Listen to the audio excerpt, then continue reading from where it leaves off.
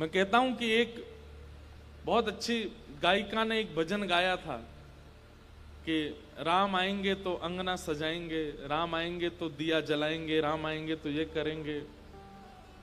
पर अगर प्रैक्टिकली आप सोचेंगे तो ये कुछ भी नहीं कर पाओगे आप। ठाकुर जी आएंगे तो आपको अपनी सुध रहेगी कहां, सुध रहे तो कुछ करोगे ना।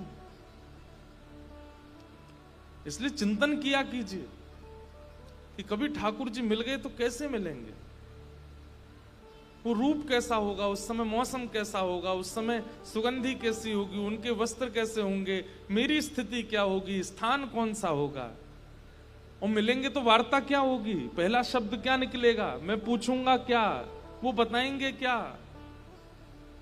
ये सब चिंतन करो, रोज का ये नियम बनाइए। कई लोग कहते हैं हमारा जब में ध्यान नहीं लगता, जब नाम जप करने बैठते हैं, गुरु मंत्र करने बैठते हैं, गुरु मंत्र चलते रहने दीजिए, चिंतन में यही सोचिए कि ठाकुर जी मिलेंगे तो कैसे मिलेंगे, आपका ध्यान कहीं नहीं जाएगा। आप अनुभव करेंगे कि प्रारंभ के 15-20 दिन, एक महीना आप चिंतन करोगे, लेकिन एक महीना बाद आप नेत्र बंद करोगे और जो आप सोच भी नहीं रहे होंगे वो अनुभव होने लग जाएगा। कभी स्वप्न में वह अनुभव होगा, कभी नेत्र बंद करके वह अनुभव होगा। और कोई चिंतन में भूत क्यों दिखते हैं? ये रात में स्वप्न में किसी को प्रेत दिख रहे हैं, किसी को सांप दिख रहे हैं, किसी को भूत दिख रहे हैं, किसी को शादी दिख रही है, किसी को कोई बीमार दिख रहा है। ये एक बात बता दें आपको, स्वप्न मिथ्या नहीं है। स्वप्न बहुत बड़ा इंडिकेशन है आपकी मति की स्थिति का। आपकी स्थिति क्या है? जैसे आप एक्सरे करवा करके अपने लंग्स की स्थिति जानते हो, एमआरआई सीटी स्कैन करा करके अपनी माइंड की स्थिति जानते हो, ब्लड टेस्ट करा करके अपने रक्त की स्थिति जानते हो, ऐसे ही रोज स्वप्न आपकी मन की स्थिति बताता है कि आपका मन कितना मलिन है अभी। उस स्वप्न में यदि धाम ना दिखता हो, स्वप्न में यदि गुरुजन ना दिखते हो, स्वप्न में यदि भगवत दर्शन ना होता हो, स्वप्न में यदि लीला चिंतन ना होता हो, तो इसका मतलब है मति अभी बहुत दूषित है। स्वप्न को मिथ्या मानते हैं हम लोग, कहते हैं कि मिथ्या है, परंतु स्वप्न वास्तविक स्थिति बताता है आपके मन की। इसलिए स्वप्न को मजाक मत समझा कीजिए।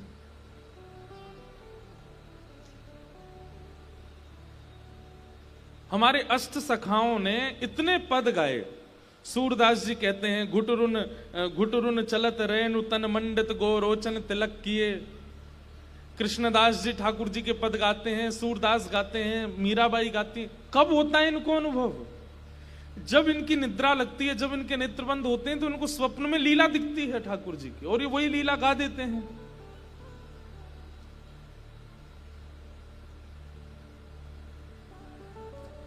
हम कोई प्रशंसा करके नहीं कह रहे हैं, पर मैं कोई ध्यान लगाता हूं या चिंतन, कुछ नहीं, लेकिन इतनी कथाएं साल भर होती हैं कि उन कथाओं का ये प्रभाव होता है कि रात्रि स्वप्न में नई नई लीलाएं दिखती हैं ठाकुर जी की। वो भाव दर्शन होता है जिसका कहीं पढ़ाई नहीं की, जिसको किसी से सुना नहीं, वो ठाकुर जी की लीला दिखती है। हमेशा नहीं दिखती है, कभी कभी कहीं कहीं। अभी नासिक में थे, वहां तो रोज ही कुछ लीला का अनुभव होता था। इसलिए स्वप्न को गलत मत समझिएगा।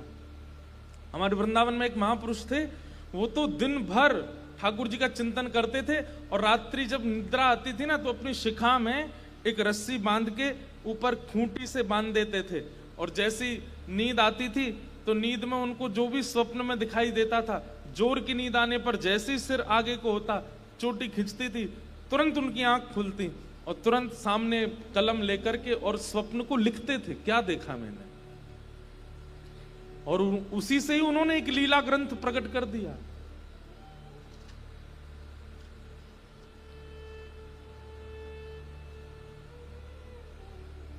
बहुत बड़ी कृपा है ठाकुर जी की कि हम साल में कुछ समय सत्संग करते हैं, पर ऐसी मति अगर 365 दिन की हो जाए तो ठाकुर जी कितनी जल्दी प्राप्त हो जाए। इसलिए प्रारंभ कीजिए। बहुत उपाय बताते हैं हम, पर किसी को नहीं याद रहे हो तो ये याद रखो, वृंदावन जिस दिशा में है रोज उसको प्रणाम करो, और रोज भावना रखो कि ठाकुर जी यहीं खड़े हैं सामने। कुछ वर्ष तक कीजिए, कुछ महीनों तक कीजिए, आपकी भावना की सुदृढ़ता पर निर्भर करता है कि कितनी शीघ्रता से आपको उस दिशा में ठाकुर जी के दर्शन होंगे।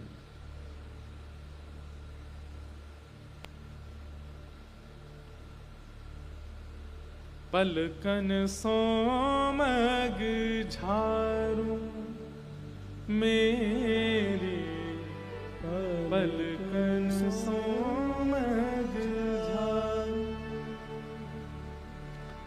जामग मेरो गिरधार आवे, जामग मेरो गिरधार आवे। आज इतना सा बालक एक हमसे मिलने आया था सुबह। उसने किसी कथा में गीत गोविंद के भाव समझ लिए और श्री गीत गोविंद कैसे करना चाहिए उसका बस पालन किया। माताजी पिताजी भी साथ में आए थे, तो मैंने पूछा कि कुछ अनुभव हुआ, तो माताजी पिताजी बोलते हैं हमें तो बोलता है कि आपको नहीं बताऊंगा, महाराज जी को बताऊंगा। मैंने पूछा कुछ अनुभव हुआ? बहुत प्रसन्न हो गया, बोले बहुत अनुभव हुए, मैं बताऊं आपको। मैंने कहा अभी मत बताओ, अभी और अनुभव कर लो, लेकिन बस इतना बताओ हुआ कि नहीं। बोले बहुत अनुभव हुआ।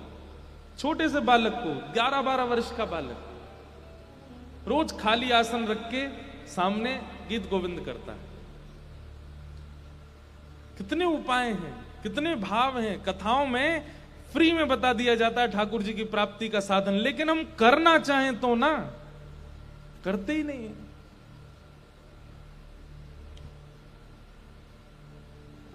ढूंढिए आज किस दिशा में है वृंदावन, रोज करिए प्रणाम।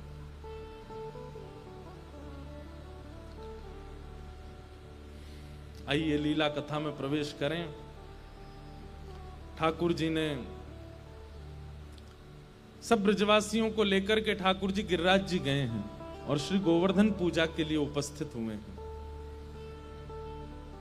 गोवर्धन कौन है? श्री ठाकुर जी का ही स्वरूप है श्री गोवर्धन। लेकिन ठाकुर जी मन में विचार करते हैं कि भैया जे ब्रजवासी मोए प्रणाम करें ना आए कभी, इनते मैं कितना कह दूं कि मैं जय जय हूं, मैं भगवान हूं, जय मोए कभी प्रणाम नहीं करेंगे। लेकिन देखो एक बात समझिएगा, ठाकुर जी तो ब्रजवासियों को अपना सखा, भाई, बंधु, प्रियजन आदि ये सब मानते हैं। ठाकुर जी नहीं चाहते कि ये मुझे प्रणाम करें, ठाकुर जी नहीं चाहते कि ये मुझे भगवान माने। ठाकुर जी तो चाहते हैं ये सदा ऐसे प्रेम भाव में ही रहें। लेकिन भगवान के आसपास 33 कोटि देवता, कितनी सिद्धियां, कितनी योगनियां, कितनी विशाल विशाल शक्तियां ठाकुर जी के चारों तरफ भ्रमण करती रहती हैं।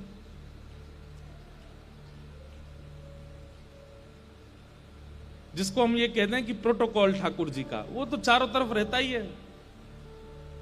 वो कहीं ना कहीं कम ज्यादा आंकना शुरू कर देते हैं लोगों को। उन्होंने मन में विचार किया कि भाई ये ठाकुर जी के गले में गलवैयां डाल के घूमते हैं, सिर पर चढ़ जाते हैं, कभी इनको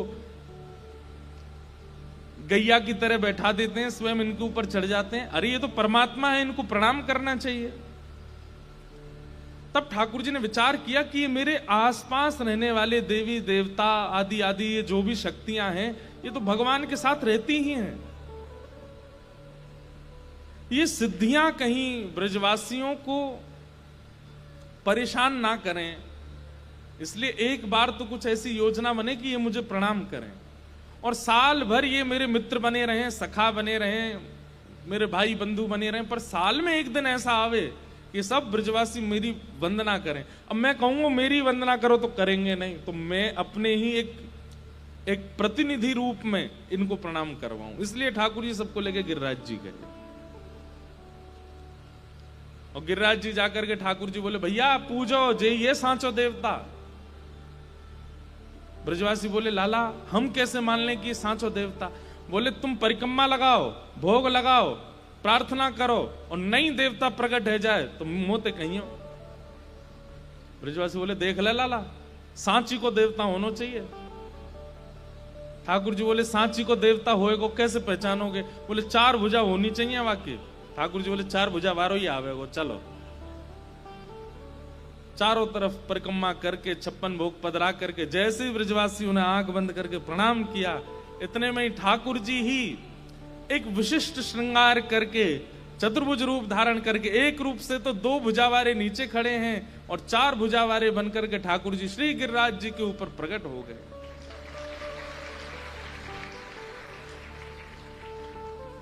आहा, सब ब्रजवासी बोल गिरिराज धरण की।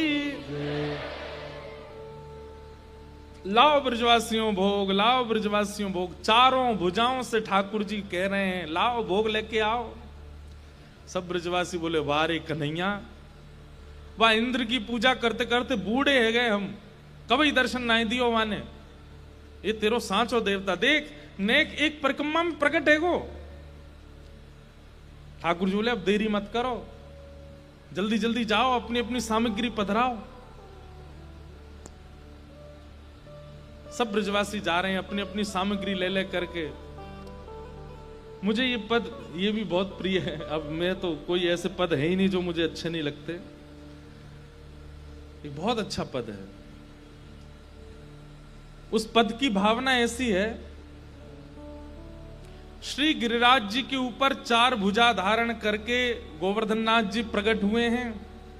स्वयं कृष्ण ही गोवर्धन बन के प्रकट हुए हैं और यहां नीचे से पूजा की थाली लेके, आरती लेके, पुष्प लेके, अक्षत लेके, चंदन लेके 2 भुजावारे श्री कृष्ण ऊपर जा रहे हैं और 4 भुजावारे उनको देख करके हंस रहे हैं। बोले अच्छा लाला तू आयो है। अपने रूप से ही कह रहे, ठाकुर जी कह रहे हम मैं आया हूं, सबरे भोरे बारे ब्रजवासी इन पर कृपा करियो। आप अपने आप से ही बात कर रहे हैं ठाकुर जी। नंद बाबा आदि सब कह रहे हैं लाला ये तो जान है। ठाकुर जी कह रहे हैं हाँ यही गैया चरावे आऊं ना, तुम कभी कभी मिल जाए, हमारी एक मित्रता है। बोले अच्छा लाला तेरो देवता मित्र है? बोले हम। ठाकुर जी कह रहे हैं एक पूजन कर दूं आपको। तो 4 भुजावारे ठाकुर जी नीचे बैठ गए हैं और 4 भुजावारे ठाकुर जी बैठ कर लाओ करो पूजन। और श्री ठाकुर जी अपने हाथ में अक्षत लेकर के लगा रहे हैं, चंदन लगा रहे हैं। यशोदा मैया जो सामग्री बना करके लाई है, छोटे से कन्हैया अपने हाथन से पवा रहे हैं। 4 भुजावारे पा रहे हैं। ठाकुर जी कह रहे हैं पूरा पानो पड़ेगो। 4 भुजावारे कह नहीं आधो पाऊं, आधो तुम पाओ। और ये लीला देख करके दूर खड़ी खड़ी किशोरी जी मंद मंद मुस्कुरा रही हैं और नेत्रों से आंसू गिर रही हैं। और श्री किशोरी जी गा रहे हैं। सूरदास जी वर्णन करते हैं, यह लीला सब तरत कन्हाई, यह लीला सब तरत कन्हाई, यह लीला सब करत कन्हाई, यह लीला सब करत कन्हाई। एक रूप सो गिरधर पूजे, एक रूप सो गिरधर पूजे, एक रूप सो गिरधर पूजे, एक रूप सो गिरधर पूजे, एक रूप पुजवाई, एक रूप पुजवाई, यह लीला सब करत कन्हाई,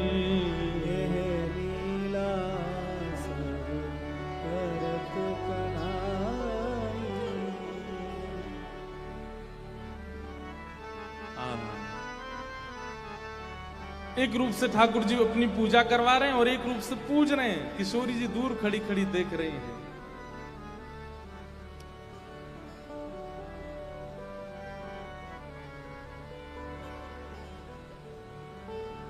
सब ब्रजवासी अपने अपने घर की सामग्री लेकर के जा रहे हैं, गिरिराज जी का पूजन कर रहे हैं, पवा रहे हैं।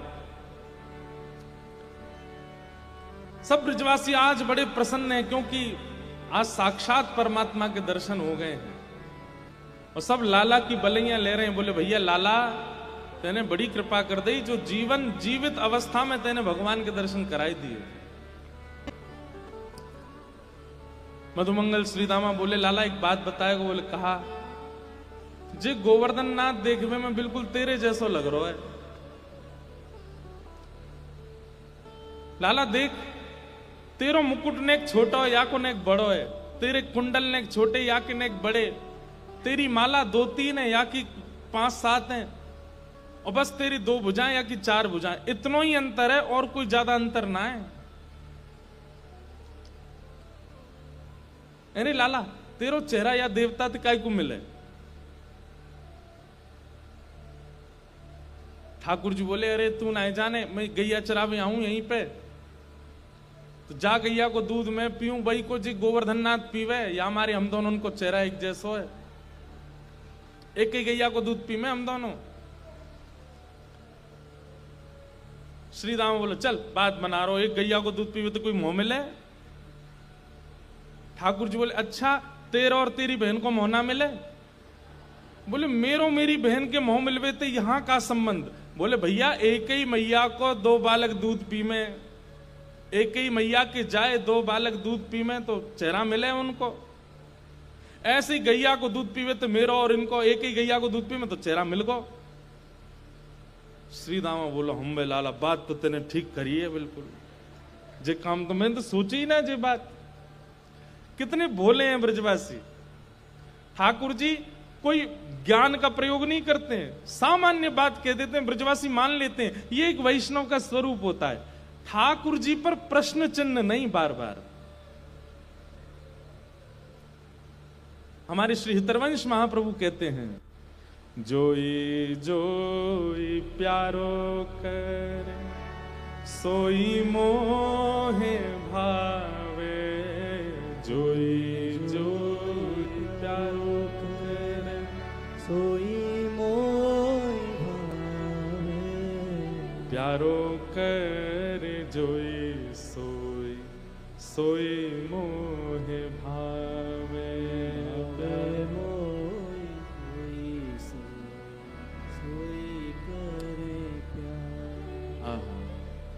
जोई जोई प्यारो करे सोई मोय भावे। उसमें कोई संशय नहीं है। ठाकुर जी अगर कह रहे हैं 1 और 1 0, तो ब्रजवासी कह रहे हाँ लाला 0, 2 नहीं। ये भक्ति में समर्पण की स्थिति है। कई लोग होते हैं वो नाम जप करते हैं, तिलक लगाते हैं, कथा सुनते हैं, पर इतने प्रश्न पूछते हैं, ऐसे कैसे कर दिया ठाकुर जी ने, जे कैसे हो गया ठाकुर जी से। अब भाई जब पूछोगे तो समाधान तो मैं दूंगा, लेकिन कई बार स्वीकारीकरण होता है प्रेम में। प्रेम में पूछताछ नहीं होती, प्रेम में स्वीकार किया जाता है। ठीक है, जैसा लाल जी ने किया हमको उसमें स्वीकृति है, हमको उसमें कोई संशय नहीं है। अधिकतर लोग पूछते हैं क्यों गए ठाकुर जी ब्रज छोड़ करके, क्यों गए ठाकुर जी ब्रज छोड़ करके, क्यों गए ठाकुर जी मथुरा, क्यों ब्रजवासियों को छोड़ गए। लेकिन आपको जान के आश्चर्य होगा, एक भी बार ब्रज गोपियों ने ये क्यों शब्द का प्रयोग नहीं किया कि क्यों जा रहे हैं। रोका है। उद्धव जी, आज प्रसंग आएगा, उद्धव जी से भी बात कही है कि हमने प्रेम में क्या कमी छोड़ी, हमने प्रेम कैसा नहीं किया, हमें हमारे लिए कृष्ण क्या है क्या नहीं। पर एक बार भी उन्होंने ये नहीं पूछा क्यों गए। इसीलिए नारद भक्ति सूत्र में श्री नारद जी प्रेम की परिभाषा लिखते हुए कहते हैं, प्रेम इज इक्वल टू क्या, यथा ब्रज गोपी का नाम, ब्रज की गोपी, जिन्होंने पूछा ही नहीं है श्री कृष्ण से कि आप जा क्यों रहे हो, कृष्ण जा भी रहे हैं तो भी गोपियां ये बता रही हैं कि हम तो श्याम सुंदर तुम्हारे बिना रह ही ना सके। हे श्याम सुंदर, तुम्हारी रूप माधुरी को देखे बिना हमारो जी कैसे लगेगा। हे श्याम सुंदर, हमने कोई सेवा में कमी छोड़ दी। वो स्थिति परिस्थिति का वर्णन कर रही हैं, लेकिन प्रश्न नहीं पूछ रही हैं कि आप जा क्यों रहे हो। क्योंकि जोई जोई प्यारो करे सोई मोह भावे।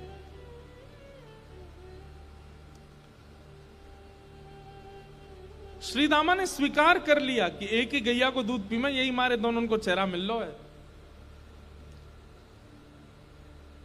लेकिन एक भगवान के संग ट्यूबलाइट भी रहती है, मधुमंगल, वो धीमे धीमे खुलती है। मधुमंगल बोलो लाला एक बात बता। बोले कहा। बोले गैया को दूध मैंने पियो। बोले हाँ। और वही गैया को दूध बछड़ा ने पियो, फिर हम दोनों को चेहरा क्यों ना मिले।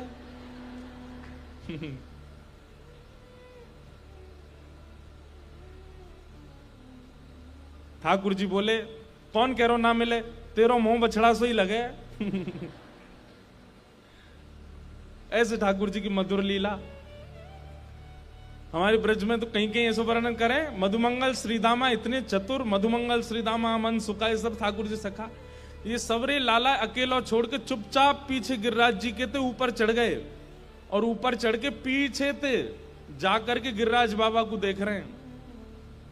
और पीछे देख रहे हैं यहाँ के, हम तो ये देख में आए यहाँ के दो हाथ नकली हैं कि असली हैं। और पीछे तो जाके सबरे यूं कह रहे हैं छू के देख ले एक बार। कोई उनके गाल पकड़ के देख रहा हो, कोई हाथ पर। ठाकुर जी ने जैसे ए कहा कर रहे हो। वो लाला हम तो देख रहे कि सांची देवता है कि ना है। वो कहा पता चली। बोले बिल्कुल सांची देवता है लाला, जैसे हमारे दो हाथ निकले ना ऐसे ही दो हाथ निकले आए यहाँ के भी। बड़े सीधे हैं ब्रजवासी, इसलिए ठाकुर जी को बहुत अच्छे लगते हैं। वो बुद्धि का प्रयोग, चतुराई नहीं है उनमें। अगर मैं कह दूं तो इसमें कोई अतिशयोक्ति नहीं। ठाकुर जी को इधर से जीने वाला व्यक्ति कम प्रिय है, इधर से जीने वाला व्यक्ति ज्यादा प्रिय है।